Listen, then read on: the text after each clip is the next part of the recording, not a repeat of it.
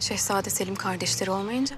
Selim berpikir dia tidak memiliki musuh lagi ketika adiknya telah tiada. Tapi ternyata musuh terbesarnya adalah putranya sendiri. En büyük rakibi kendi evladı olacak.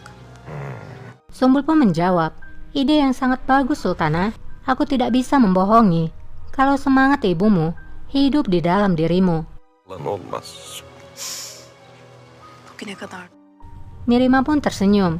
Ia berkata, ini adalah pujian terbesar yang pernah aku dengar Sumbul. güzel iltifat bu Sümbül. Sultanım. Di ruangan Selim, Murad pun datang menemui ayahnya. Ia pun melihat minuman ayahnya di meja. Mübarek olsun.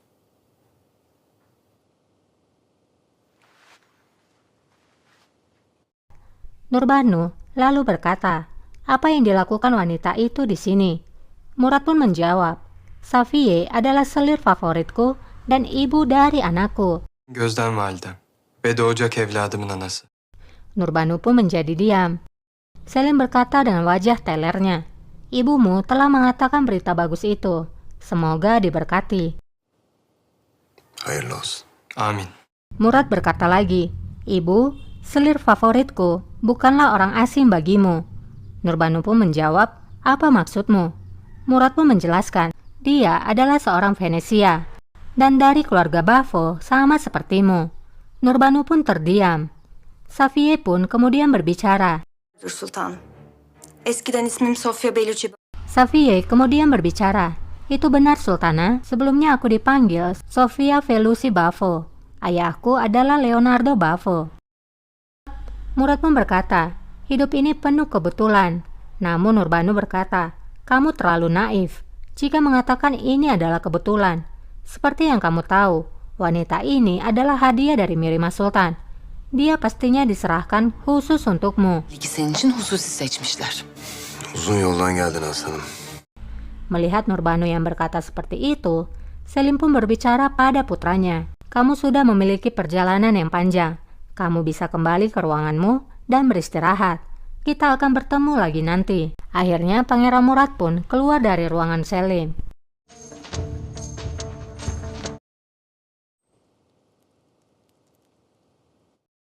Keesokan harinya, Mirima pun terus menyebarkan pengaruhnya.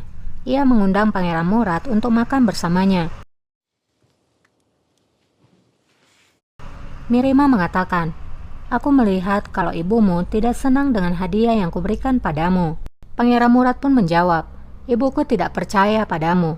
Dia selalu berpikir hal yang buruk. Itu karena kamu memiliki jarak dengan ayahku. Mirima lalu menjawab, aku tidak akan berbohong. Pangeran Selim bukanlah pangeran favoritku di antara adikku. Kardeşlerim arasında Selim gözlem değildi. Kami memiliki jarak karena apa yang terjadi pada Pangeran Bayezid. Kematian Pangeran Bayezid telah memisahkan aku dan ayahmu. Namun kamu berbeda. Kamu adalah satu-satunya pangeran favorit. Kamu terlihat begitu mirip dengan Pangeran Bayezid. Namun nasib Pangeran Bayezid menghancurkan kita semua. Onun başına gelenler hepimizi perişan etti. Mendengar perkataan bibinya, Murad pun teringat kembali dengan masa lalunya. Masa perang antara ayahnya dan pamannya.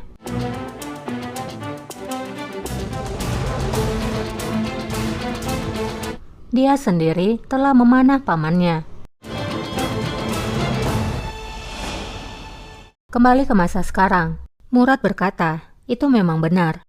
Aku merasa kalau kami mirip Sultana.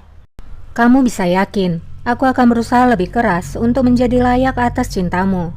Mirima menjawab, bagi yang ingin melihat masa lalu penuh dengan pelajaran, ketahuilah siapa teman dan musuhmu. Dostun, kim düşmanın iyi belli.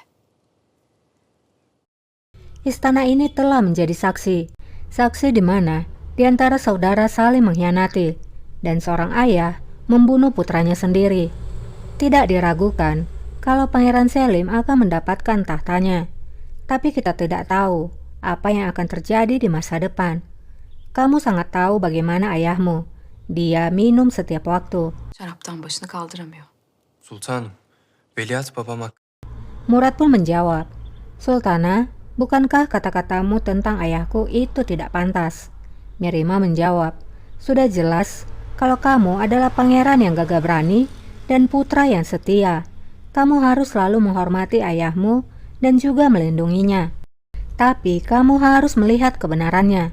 Pangeran Selim mencari kedamaian yang hilang di Kasvin melalui secangkir anggur. Bukankah kamu melihatnya, Safiye? Safiye pun menjawab, aku memang melihatnya, Sultana. Pangeran Selim tampak seperti sakit. Sanki kıymetli sultan babamızın ruhu. Seolah-olah jiwanya menguras tubuhnya. Mirima pun berkata, itulah mengapa pangeranku, kamulah masa depan negara ini. İşte bu yüzden aslanım. Kamu harus membuktikan dirimu. Murad pun menjawab, aku sudah berada di Provinsi Manisa. Aku berhasil mengelola provinsiku. Raja juga sangat senang denganku. Mirima berkata, bagus, kamu harus dekat dengan raja. Aku telah memesan hadiah untukmu, agar kamu bisa memberikannya kepada raja. Hadiah ini sangat bernilai daripada kuda dan perhiasan yang diberikan oleh Selim pada raja. Kat be kat üstün bir hediye bu. Nedir? Pangeran Murad pun bertanya, apa hadiah itu? Aku penasaran, Sultana. Mirima menjawab, sangat sulit memberikan hadiah kepada seorang sultan dunia yang memiliki segalanya. Tapi aku memilih hadiah yang terbaik. Hadiah ini akan mencerminkan kekuatan raja. Kamu akan melihatnya sendiri. Göreceksin. Sekarang, Mirima nampaknya benar-benar sudah pintar seperti ibunya dalam membuat taktik. Ia menggunakan Murad untuk melawan Selim, Safiye untuk melawan Nurbanu. Hidup di istana benar-benar sangat mengerikan. Dendam dan intrik tidak pernah habisnya.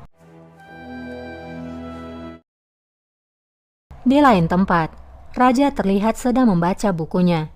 Ia kini membaca menggunakan sebuah kacamata. Nampaknya ia kini sulit membaca.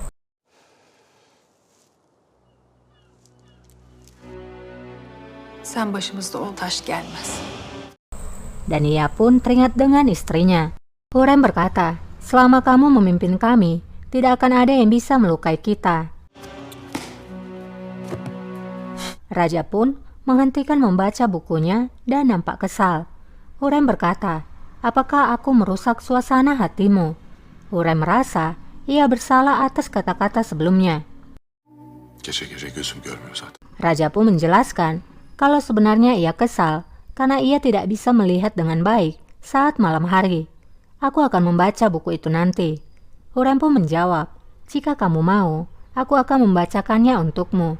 Mataku masih setajam mata elang. Raja pun kembali mood. Ayının gözleri kadar keskin. Ia bertanya, apakah kamu akan menjadi mataku sekarang? Hurrem menjawab, bukankah kita adalah satu, Sulaiman? Zaten bir değil mi Süleyman?